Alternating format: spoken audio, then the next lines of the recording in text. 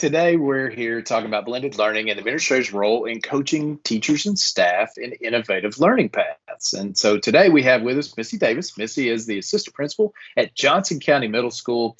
And Missy, thanks for being with us today and being willing to share some of your experiences this year and how that's going to kind of move you from a pandemic, place response into next year when you have majority of your students, back in person and things feel a little bit more normal. But you guys learned a lot about your students in a different way this year, and then also learned how to use your teachers to kind of coach one another. And it puts you in an interesting spot as an administrator from a coaching standpoint. So can you tell me a little bit about, how your role shifted and some of the major things that you kind of had to do as a instructional leader this year? Sure. Thank you for having me. At Johnson County Middle School and our whole district really as a whole was in a great position to face this pandemic just because we had completed NTI days with our Google Classroom. So everyone was pretty familiar with using that, posting lesson plans, posting lessons. So we were used to that. But what we had to do as administrators was listen to our teachers. Let's provide support for them because some of our teachers were at different levels with their skills, with their Google Classroom skills. We have all had to use it, but how much did we truly implement that? And so we had to see what teachers just excelled in certain areas. And we were able to, because we are a middle school, we always have a common planning time for our PLC groups. And since the pandemic, we did have some longer extended time that we could get together. And so what we had to do was find people who could do different things that were engaging, people that were having awesome lessons. We have to teach each other how to do that. And so we did. We had to borrow and steal from one another and come together and actually, we would sometimes sit in classrooms and just learn how to create engaging lessons, using different activities. HyperDocs was one that I had witnessed teachers using. I also watched teachers use breakout rooms, but trying to get students engaged, and so those were very highly effective. But if you don't know how to use them, what good is it? And so we were able to come together as a faculty and learn from one another, which is sometimes things that we don't tend to make time for, but we didn't have another choice. That's what we had to do. So that's what we did.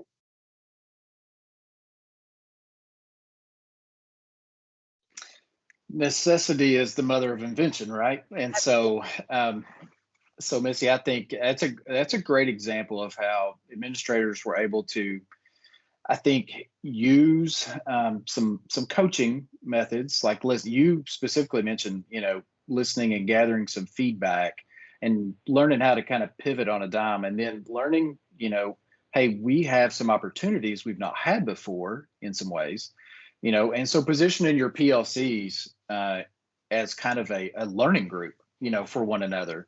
And then you guys as administrators being able to then take some of the innovative engagement strategies, like you mentioned choice boards, you mentioned using creative ways for breakout rooms so kids could, teachers could then kind of, it forced people to think, when I do this in the classroom, I'm really trying to find out this from students. How can I do that now digitally?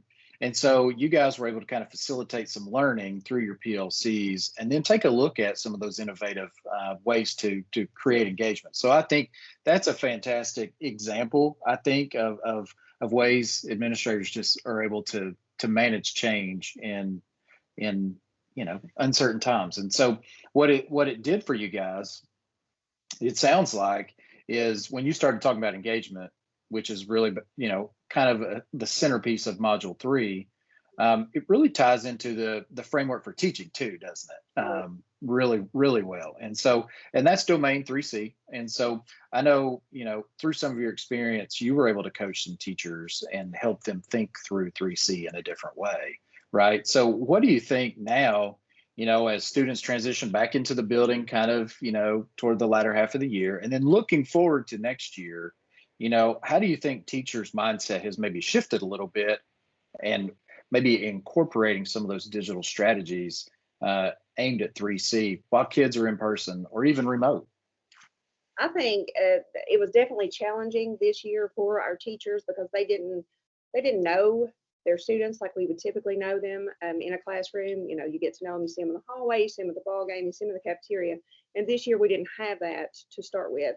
And so and of course, all kids learn at different levels and through different styles. And so typically in person, we would spot that, the first few weeks of school, and we would know, you know, particular learning styles. However, we had to do this online and through distance learning. And so um, teachers, regardless, we still had to assess and evaluate teachers as administrators, and added stress because to everybody. But I think all teachers truly, at least I did when I was in the classroom, I wanted to be exemplary. Like I wanted to be rated exemplary. I know that most of us live in accomplished and we visit exemplary, but I want to live there. And so I think a lot of our teachers do.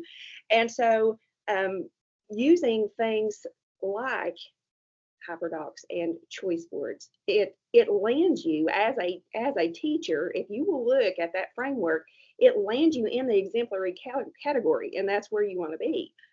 Your students are not just on task, they're not just compliant, they are actively engaged in, because it was their choice to choose whatever activity it was. And so they're going to be excited about learning.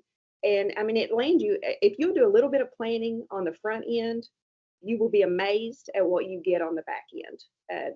Student engagement will be out the roof. You will land in exemplary automatically. But it does take some work, and it does take you getting uncomfortable. And it's okay.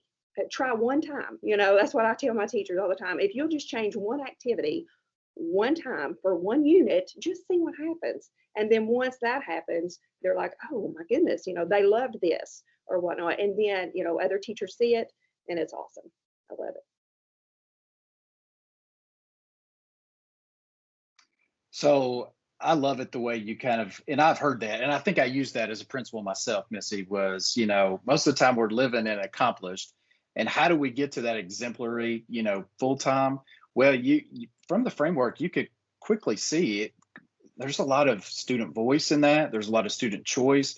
Students become actively involved in sometimes the creating of the activities and the learning and putting things together. And so I love it the way that you're coaching teachers to say, hey, listen, you don't have to scrap everything you know and everything that's good. Just change one thing one time and then reflect on it and see what that has brought about. I think that is so fun.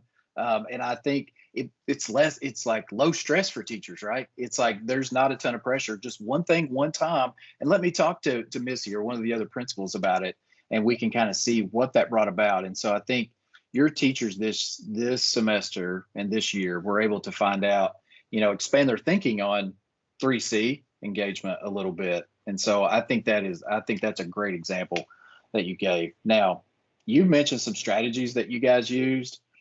Listen, so I think for being an administrator, we all know, and for administrators that'll be watching this, that are watching this, we know it's a difficult job. It's 365, 24. I mean, it's all the time. I think we all gained gray hair at an accelerated rate this year.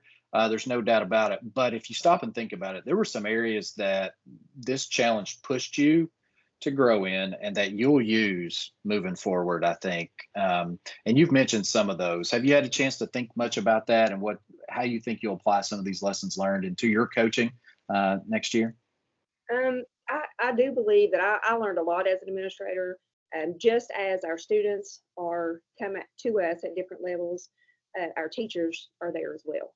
And I am too. I'm not. I don't want to throw them under the bus. We're all together. Everybody, is different, is at different levels. And I believe, for our district, at least this year, it has opened our eyes to allow us to see that our teachers need differentiated professional development.